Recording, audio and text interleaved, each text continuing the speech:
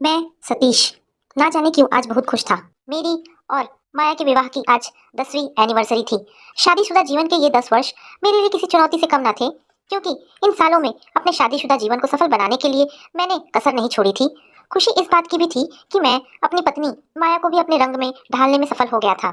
इन चंद वर्षों में मैं यह भी समझ गया कि बचपन में बच्चों के दिए गए संस्कारों को बदलना कितना कठिन होता है। आपको बता दूं कि माया, जिसे मैं प्यार से मन्नू पुकारता, यानी मेरी पत्नी माया, मेरी बचपन की दोस्त थी। माया से विवाह होना मेरे लिए बहुत बड़ी खुशी की बात थी। जिसे आप प्यार करते हो, उसी को अपनी धर्म पत्नी के रूप में प्राप्त करना जीवन की बहुत बड़ी उपलब्धि तो कहा ही जा सकता है। मनु मेरा पहला प्यार थी। जब हम एक दूसरे को टूटकर चाहने लगे थे, तब हमें स्वयं ही पता नहीं था कि हमारे प्यार का भविष्य क्या होगा। परंतु फिर भी चांदनी रात के उजाले में एक दूसरे का हाथ थामे हम दोनों घंटों बैठे बातें करते रहते थे। मेरी माया की कोयल स्वरूप मधुर वाणी से झरते हुए शब्द रूपी फूलों जैसी उसकी बातें मेरा मन हमेशा मोह लेती थी। तब मैं ग्रेजुएशन कर रहा था, जब माया का परिवार हमारे पड़ोस में रहने आया था। उसका घर मेरे घर से 20 कदम की दूरी पर ही था। उस दिन मैं जब कॉलेज से लौटा तो अपने घर में कुछ दूरी पर सामान से लदा ट्रक खड़ा देखकर चौंक गया था। तेज कदमों से अंदर जाकर माँ से पूछा, माँ, यह सामान किसका है? कौन आया है रहने? मुझे क्या पता किसका है, तो भी फालतू की बातों में अपना दिमाग खराब मत कर, खाना तैयार है, चुपचाप खा ले, कहकर माँ अपने काम में व्यस्त हो गई। पर मेरा मन तो ना जाने क्यों उस ट्रक में ही उलझा था। सो मैं अपने कमरे की खिड़की से झांकने लगा। तभी वहां एक कार आकर रुकी और उसमें से पति पत्नी और 2 बेटियां उतरी थी। बड़ी बेटी लगभग 20 और छोटी लगभग 16 वर्ष की रही होगी। गोरी चिट्टी लंबी उस कमसीन नवयुवती को देखकर मैंने मन ही मन कहा, लगता है कुदरत ने इसे बड़ी ही फुर्सत में बनाया है। क्या भला की खूबसूरती पाई है। उसके बारे में सोचकर ही मेरा मन 100 फुट ऊपर की छलांग लगाने लगा था। उसके बाद तो मेरा युवा मन न पढ़ने में लगता और न ही अन्य किसी काम में। खैर, जिंदगी तो जीनी ही थी। अब मैं अक्सर अपने कमरे की उस खिड़की पर बैठने लगा था, बस उसकी एक झलक पाने के लिए। कभी तो झलक मिल जाती थी, पर कभी पूरे दिन में एक बार भी नहीं। लगभग 1 माह बाद जब मैं अपने कॉलेज की लाइब्रेरी से बाहर आ रहा था, तो अचानक लाइब्रेरी के अंदर आते माया को देखा। बस लगा मानो जीवन सफल हो गया। सहसा अपनी आंखों पर विश्वास ही नहीं हुआ। एक बार फिर उसे घूर कर देखा और आश्वस्त होते ही मैंने वापस अपने कदम लाइब्रेरी की ओर मोड़ दिए। अंदर जाकर उसकी बगल वाली सीट पर बैठ गया था। कुछ देर तक अगल बगल देखने के बाद मैंने अपना हाथ उसकी ओर बढ़ा दिया था। हेलो, मेरा नाम सतीश वर्मा है, student of BSc third year. Hello, I am Maya Agarwal, student of BS first year. अभी कल ही मेरा एडमिशन हुआ है। उसने मुझे अपना परिचय देते हुए सकुचाते हुए कहा था। पापा के ट्रांसफर के कारण मेरा एडमिशन कुछ लेट हुआ है। क्या आप नोट्स वगैरह बनाने में मेरी कुछ मदद कर देंगे? क्यों नहीं, एनी टाइम। वैसे मेरा घर तुम्हारे घर के नजदीक ही है, मैंने 2 कदम आगे रहकर कहा था। और इस तरह हमारी पहली मुलाकात हुई थी। नोट्स के आदान प्रदान के साथ ही हम कब एक दूसरे को दिल दे बैठे थे, हमें ही पता नहीं चला था। ग्रेजुएशन के बाद मैं राज्य प्रशासनिक सेवा की तैयारी करने लगा था, और वह पोस्ट ग्रेजुएशन की। उससे मिलना तपती धूप में एसी की ठंडी हवा का एहसास कराता था। 2 वर्ष की कड़ी मेहनत के बाद मेरा चयन जिला खाद्य अधिकारी के पद के लिए हो गया था। जिस दिन मुझे अपने चयन की सूचना मिली, मैं बहुत खुश था और शाम का इंतजार था, क्योंकि हम दोनों पास के पार्क में लगभग रोज ही मिलते थे। उस दिन भी मैं नियत समय पर पहुंच गया था, पर आज मेरी माया नहीं आई थी। लगभग 2 घंटे तक इंतजार करने के बाद मैं मायूस हो उठा और वापस जाने के लिए कदम बढ़ाए ही थे कि अचानक सामने से मुझे वह आती दिखाई दी। अरे, आज इतनी लेट क्यों? और यह मेरा गुलाब मुरझाया हुआ क्यों है? मेरे इतना कहते ही वह मुझसे लिपट गई थी। सतीश, हम अब इतने आगे आ गए हैं कि अब तुम्हारे बिना जीना मुश्किल है। मेरे घर वाले शादी की बातें कर रहे हैं। क्या तुम मुझे अपनाओगे? मनु ने बिना किसी लाग लपेट के मेरे सामने शादी का प्रस्ताव रख दिया था, और मैं हतप्रभ सा उसे देखता ही रह गया था। हाँ हाँ, क्यों नहीं, मैं कब तुम्हारे बिना रह पाऊंगा मेरी मनु, कहकर मैंने उसे अपने सीने से लगा लिया था। उसके बाद मेरा सर्विस ज्वाइन करना और मनु के पापा का ट्रांसफर पास के ही शहर में होना, सब कुछ इतनी जल्दी में हुआ कि कुछ सोचने समझने का टाइम ही नहीं मिला। मैं और माया फोन के माध्यम से एक दूसरे के संपर्क में अवश्य थे। मैंने अपनी पत्नी के रूप में सिर्फ माया की ही कल्पना की थी। नौकरी ज्वाइन करने के बाद जब पहली बार मैं घर आया, तो माँ ने मेरी शादी की बात की। मैं अपनी माँ से बचपन से ही हर बात शेयर करता रहा था, सो माँ से अपने दिल की बात कह डाली। मम्मी, मैं और किसी से शादी नहीं कर पाऊंगा, और जिससे करूंगा आपकी अनुमति से ही करूंगा। कौन लोग हैं वे और क्या करते हैं, किस जाति और धर्म की हैं?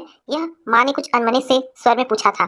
जब मैंने उन्हें अपने पड़ोसिन की याद दिलाई, तो वे बोली, अच्छा, वह अग्रवाल परिवार की बात कर रहे हो तुम, उनकी छोटी बेटी को? मैंने देखा है क्या? उसके परिवार वाले तैयार हैं। अपने परिवार वालों को माया स्वयं संभालेगी। माँ, आप तो अपनी बात कीजिए।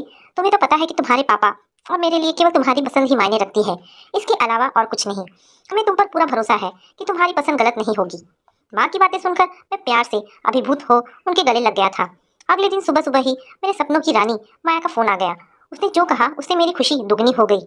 सतीश, मैंने माँ को अपने बारे में बताया था तो उन्होंने कुंडली मिलान की बात की है और कहा है कि तुम अपनी जन्म पत्रिका का फोटो मेरे फोन पर भेज दो। मैं कल ही हमारे पंडित जी के पास जाकर मिलवा लाएंगी। बस फिर हमारी शादी। कहते कहते माया फोन पर ही शर्मा गई। माया की बात सुनकर मैं भी कुछ आश्वस्त सा हो गया कि कुछ गुण तो मिल ही जाएंगे। अर्थात अब हमारे विवाह में कोई प्रॉब्लम नहीं था। मन ही मन मैं अपने और मनु के सुनहरे भविष्य के सुनहरे सपने बुनने लगा। 6-7 दिन यूं ही ख्यालों में निकल गए।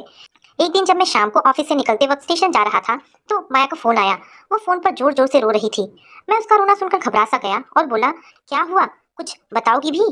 क्यों इतनी जोर जोर से रो रही हो? सतीश, कल माँ गई थी हमारे पंडित जी से कुंडली मिलवाने, पर उन्होंने कहा कि दोनों की कुंडली में लेश मात्र भी मिलान नहीं है। इन दोनों का विवाह किसी भी हालत में संभव नहीं है और यदि किया गया तो लड़की का विधवा होना सुनिश्चित है। इसीलिए माँ पिताजी ने इस विवाह के लिए साफ मना कर दिया है। अब क्या होगा? कहकर फिर वह जोर से रोने लगी और फोन काट दिया। माया के माता पिता की ऐसी रूढ़िवादी सोच ने मुझे हैरत में डाल दिया, क्योंकि स्वयं को अति आधुनिक बताने वाला परिवार इतना अंधविश्वासी और दत्यानुसी हो सकता है, यह तो मैंने सपने में भी कभी नहीं सोचा था। माया की बहन लंदन से एमबीए कर रही थी। पूरा परिवार प्रतिदिन अपनी बेटी से वीडियो कॉल पर बातचीत करता था। घर के प्रत्येक सदस्य के पास अपना अलग लैपटॉप और आधुनिक तकनीक के समस्त साधन मौजूद थे। घर की एक एक वस्तु आधुनिकता का बखान करती सी प्रतीत होती थी। बात बात में अपनी आधुनिकता का प्रदर्शन करने वाले परिवार का इतना अंधविश्वासी होना मेरे लिए किसी आश्चर्य से कम नहीं था। जन्म पत्रिका और कुंडली को इतना अधिक महत्व देने वाले ये तथाकथित आधुनिक परिवेश के जनमानस क्यों नहीं समझ पाते कि विवाह किसी कुंडली वुंडली से नहीं, बल्कि लड़का लड़की की परस्पर समझदारी से सफल और असफल होते हैं। क्या जन्म कुंडली में सभी गुण मिलाकर किए विवाह असफल नहीं होते? जबकि वास्तविकता तो यह है कि विवाह की सफलता और असफलता तो पति पत्नी की परस्पर समझ, त्याग और समर्पण की भावना पर निर्भर करता है। खैर, इस समय तो मुझे अपनी समस्या का ही कोई समाधान तलाशना था। सो रिलैक्स मन से किसी हल पर विचार करने लगा। इसके बाद 2-1 अवसरों पर मैंने स्वयं मनु के माता पिता को कुंडली के बारे में समझाने का काफी प्रयास किया, परंतु उनका एक ही जवाब था, हम जानबूझकर अपनी बेटी को विधवा होते नहीं देख सकते। उनसे बात करके मुझे भी समझ आ गया था कि उनके मन में कुंडली के बीजों की पैठ बहुत गहरी है। सो उनके आगे बोलना एकदम भैंस के आगे बीन बजाने जैसा है। कुछ दिनों बाद मुझे अपने एक मित्र के विवाह में दिल्ली जाना पड़ा। मित्र ने बिना किसी तामझाम के कोर्ट में रजिस्टर मैरिज की थी, जिसमें महज उसके परिवार वाले ही शामिल थे। लड़की के माता पिता ही गायब थे। पूछने पर पता चला कि लड़की के माता पिता किसी भी स्थिति में इस अलग जाति के लड़के से विवाह के लिए तैयार नहीं थे। इसीलिए दोनों ने बिना माता पिता के ही रजिस्टर विवाह करने का फैसला लिया था। वापस आते समय मैं भी रजिस्टर विवाह के बारे में सोचने लगा कि अब शायद मेरे लिए भी यही चारा है, क्योंकि आज 2 वर्ष हो गए, पर माया के माता पिता सब कुछ सही सलामत होते हुए भी कुंडली के साथ समझौता करने को तैयार नहीं थे। ना जाने कैसे और क्यों उनके मस्तिष्क में इस जन्म कुंडली ने भी सर्प की भांति कुंडली मार ली थी। एक दिन बातों ही बातों में मैंने फोन पर माया से माता पिता की अनुमति के बगैर रजिस्टर विवाह करने की बात कही। इस पर माया बोली, सतीश, विवाह के बाद अगर कुछ ऐसा वैसा हो गया तो? क्योंकि पंडित जी ने कहा था। कुछ नहीं होता मनु, मैं ऐसे किसी भी अंधविश्वास में विश्वास नहीं करता। मैंने ऐसे कितने ही जोड़े देखे हैं जो पूरी तरह कुंडली मिलने के बाद भी ताउम्र लड़ते झगड़ते और एक दूसरे से असंतुष्ट ही रहते हैं। और मेरे ही परिचित कितने ऐसे जोड़े हैं जो अलग जाति विवाह करके भी आज खुशहाल जीवन जी रहे हैं। हम दोनों मिलकर अपने गृहस्थ जीवन को खूबसूरत बनाएंगे। क्या तुम माँ पापा को छोड़कर मेरी खातिर आ सकती हो?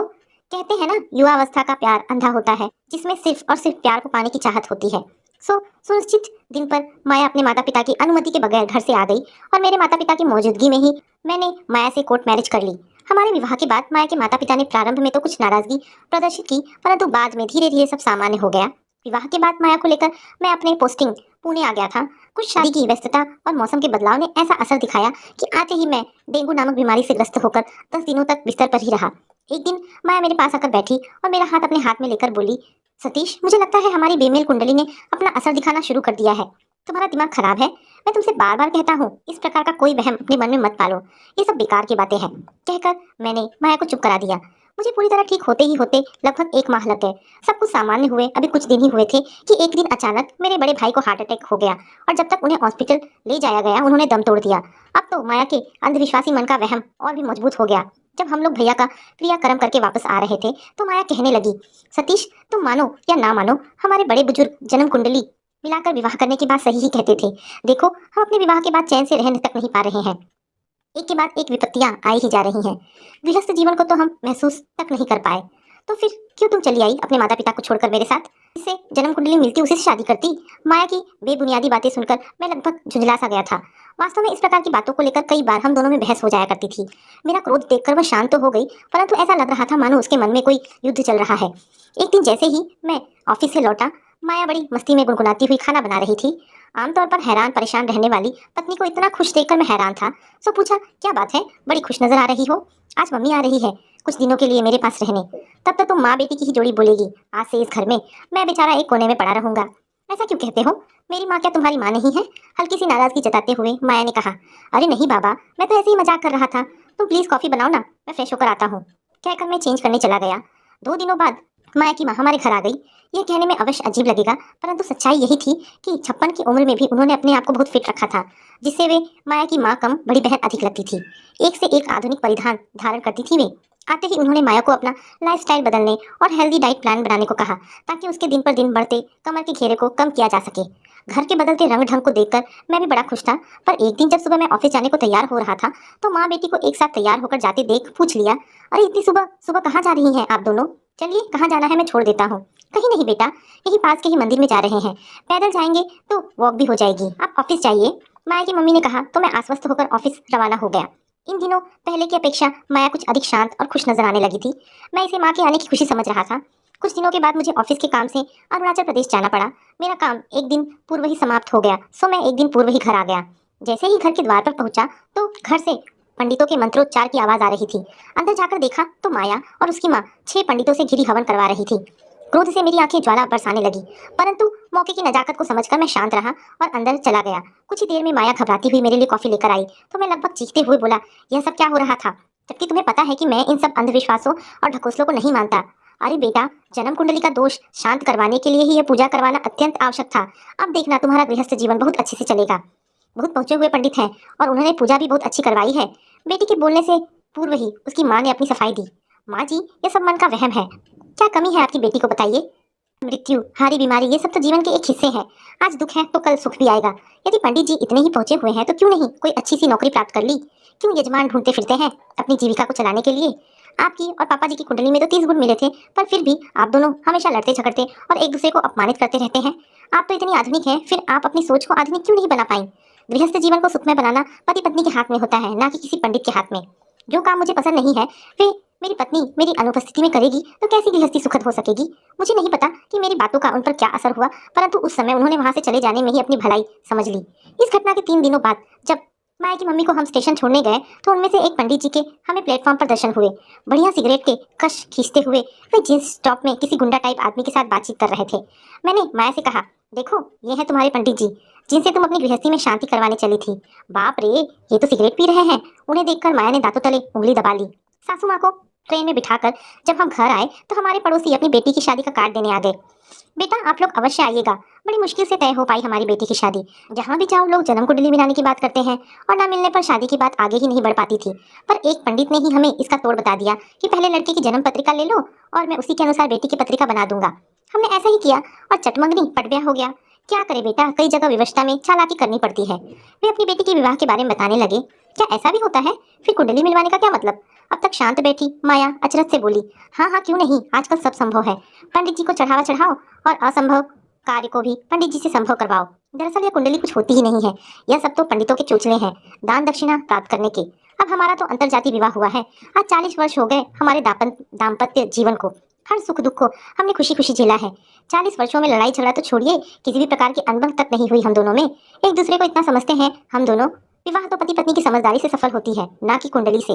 इसके बाद वे तो चले गए, पर माया की आंखें अवश्य खोल गए, क्योंकि जैसे ही मैं उन्हें बाहर छोड़कर आया, माया मेरे गले लग गई।